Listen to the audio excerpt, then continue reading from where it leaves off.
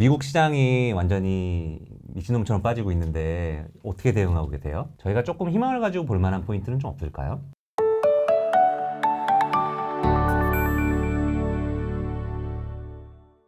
네, 안녕하세요. 제이드입니다. 오늘은 미국 주식 전문가 한강규님을 다시 모셨습니다. 네, 안녕하세요. 안녕하세요. 미국 시장이 완전히 미친놈처럼 빠지고 있는데 어떻게 대응하고 계세요?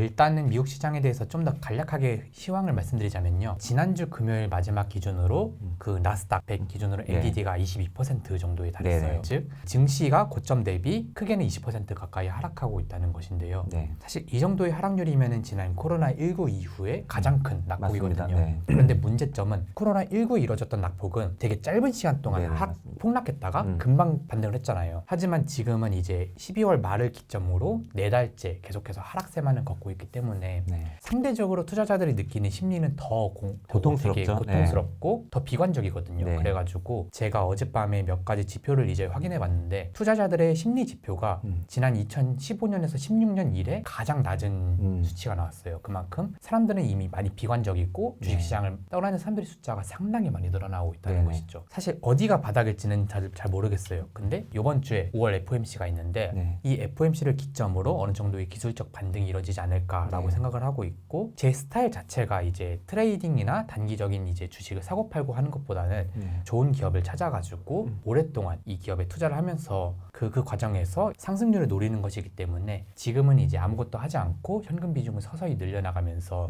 다음에 이제 기회가 온다면은 그때 좀 더 많이 매수하는 거를 고려하고 있습니다. 현금 비중을 늘린다는 거는 기존의 다른 여타 핵심 종목 말고 다른 주식들을 팔아서 현금을 마련하신다는 의미인가요? 1차적으로 그런 것도 있고요. 네. 2차적으로는 이제 저 같은 경우는 직장인이 있고 계속해서 매달 현금 인컴이 네네. 들어오다 보니까 들어올 때마다 제가 투자하는 기업들을 한두 개씩 계속 산단 말이에요. 근데 네네. 이거를 당분간 스탑시키고 나중에 좀 더 좋은 기회다. 음. 지금 주식을 사도 되겠다라는 판단이 될 때 그때 한꺼번에 다 네. 쏟아붓는 것이죠. 앞으로 그러면 그 모으신 현금을 가지고 사실 종목들도 기존에 좋게 보시던 테슬라나 엔비디아 뭐 이런 쪽으로 집중을 하려고 하시는 건가요? 최근 1분기 실적 발표 시즌이 사실상 지금 다 끝났어요. 네네네. 빅테크 기업들도 다 네. 끝난 상황이 있고 근데 이때 희비가 갈린 기업들이 정말 많거든요. 이제 사람들이 그동안 좋아하던 아마존 같은 경우는 이제 성장성이 완전히 둔화되는 모습이 나오면서 이제 하락세를 걷기 시작했고 메타 플랫폼스 또한 1분기 실적 발표 때 조금이나마 좀 긍정적인 네, 모습을 맞습니다. 보이지 않을까 네. 했는데 실제 뜯어보고 나면은 아직까지도 많은 우려감이 있거든요. 그래가지고 저는 이제 이번 실적을 자세하게 다 뜯어다 보면서 좀 더 어떤 기업들에 투자해야 될까를 전략을 세우고 만약에 더 좋은 기업이 나타났다 그러면은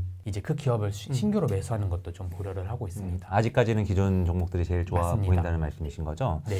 테슬라 이거는 좀 어떻게 생각하세요? 트위터를 사니 안 사니 뭐 이런 건 굉장히 중요하지는 않은 것 같은데 워낙 주가가 고점 근처에서 일어난 일이라서 네. 좀 공포를 느끼는 분들도 있는 건 사실이거든요 지금. 네. 테슬라는 좀 어떻게 보시죠 지금? 그 일론 머스크의 주식 매도 네네. 결국은 트위터를 사기 위해서 현금을 조달하는 과정에서 최근 테슬라 주식을 960만 주 가량 팔았는데요. 그 때문에 하락률이 큰 건 사실이에요. 하지만 현재 테슬라의 전고점 대비 하락률이 30%거든요. 근데 이 30%라는 게 과거의 테슬라에 비하면은 상당히 낮아진 수준이에요. 지금 메타 플랫폼즈의 엔비디가 거의 50%, 네. 아마존도 40% 가량 하락한 상태에 있고 대부분의 빅테크들 이제 엔비디아나 반도체 기업들은 47%, 무려 50%에 가까운 하락률을 이루고 있는데 그런 상황에서 테슬라 같은 고성장 기업들 그런 기업이 마이너스 30%밖에 되지 않는다면은 충분히 선방하고 있는 게 아닐까라는 생각을 개인적으로는 하고 있고 일단 이번 1분기 실적 발표 시즌에서 그나마 살아남은 빅테크 기업들에 대해서 말씀드리자면은 네. 마이크로소프트 네. 그리고 테슬라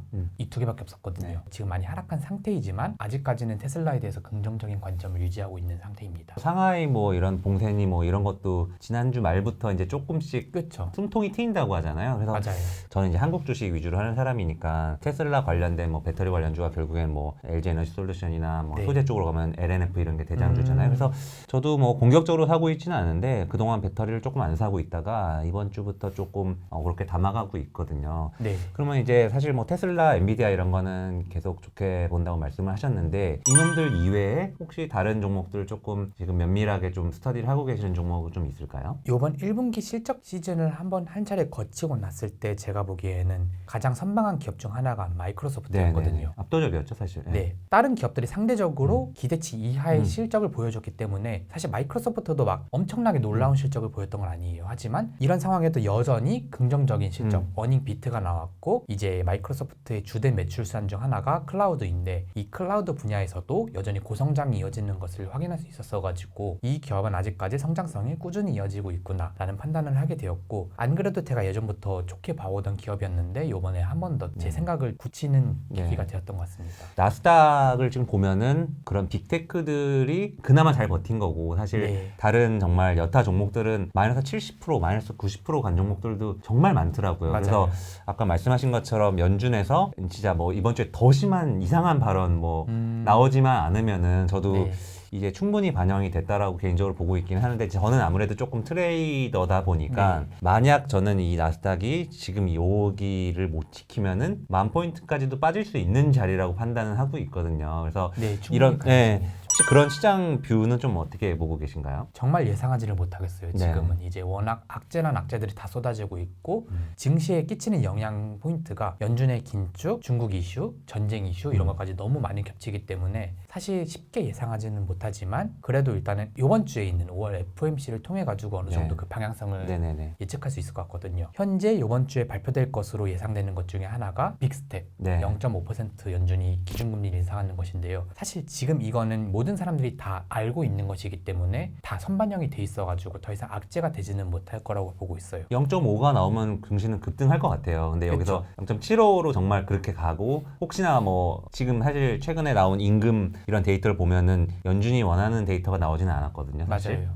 그래서 뭐 만약 또 여기서 혹시나 더 블러핑을 해가지고 더 올릴 수 있다라는 식으로 하면은 하락이 더 있을 수 있는 국면이라 가지고 저도 사실 지금 그래서 지금 약간 이러지도 저러지도 못하고 그냥 주도주 위주로 따라가고 있긴 한데 여타 밑에서 돌고 이런 건 아예 건들지도 않고 있거든요. 그래서 여러 가지로 좀 대응이 어려운 것 같습니다. 네, 지금 저희가 나눈 얘기만 보면 사실 굉장히 부정적인데요. 저희가 조금 희망을 가지고 볼 만한 포인트는 좀 없을까요? 개인적으로 워렌 버핏의 포트폴리오 변화에 대해서 좀 말씀을 드리고 싶어요.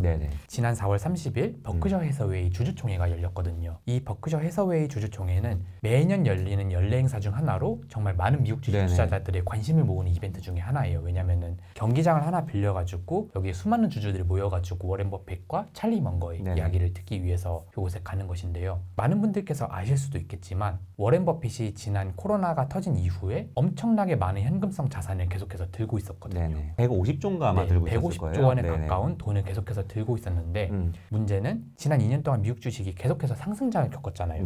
그런데도 불구하고 보수적인 관점을 가지고 이 현금성 자산을 주식을 사는 데 쓰지 않았다는 것이죠. 이번 주주총회를 통해 가지고 공개된 내용이 하나 있는데 기존에는 버크셔 해서웨이의 자산에서 20% 이상을 현금으로 들고 있었는데 이것이 이번 1분기가 끝나고 나서 13.6%까지 줄어든 것이거든요. 그만큼 1분기 동안 미국 주식 시장이 계속해서 하락을 겪을 때 워렌 버핏이 엄청나게 많은 주식을 사들였다는 것이겠죠. 버크셔가 이번에 대표적으로 한 종목들이 어떤 게 있을까요? 일단은 옥시덴탈 페트롤리움도 버크셔 해서웨이가 많은 금액을 넣었던 걸로 한번 인기를 끌었었고요. 최근에 공개된 내용에 따르면은 쉐보론 같은 정유 기업도 많이 산 걸로 나와 있습니다. 저도 그걸 보면서 야 워런 버핏이 주식을 이렇게 샀어? 시장은 끝나진 않았겠구나. 생각보다 괜찮겠다라고 저도 생각을 했는데 디테일을 보면은 저도 사실은 장이 반등하면은 한강뷰님처럼 기존 주도주 테크 쪽 이쪽 위주로 저도 베팅을 많이 할 생각이었는데 우리나라로 치면은 뭐 네이버 카카오가 될 수도 있을 거고 LG 에너지 솔루션이 될 수도 있을 거고 SK 하이닉스 이런 게 될 수도 있는데 사실 워런 버핏이 신호는 긍정적으로 좋습니다만 인플레이션 베팅 같은 느낌도 좀 있긴 해요. 그래서 맞아요.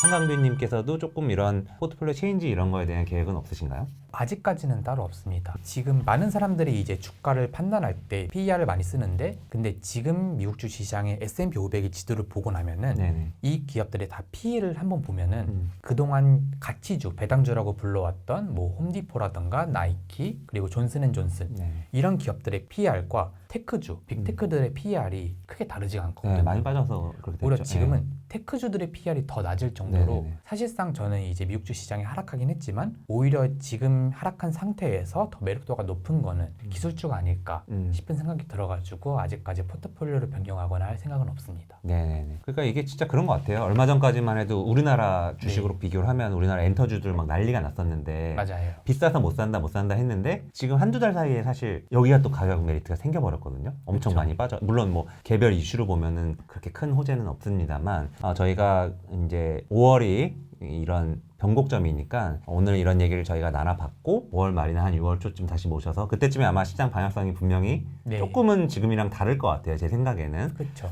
그때쯤 다시 한번 모셔가지고 어떻게 또 플레이를 하고 계시는지 한번 또 엿주는 시간 갖도록 하겠습니다. 오늘 시간 내주셔서 감사합니다. 네, 감사합니다. 감사합니다.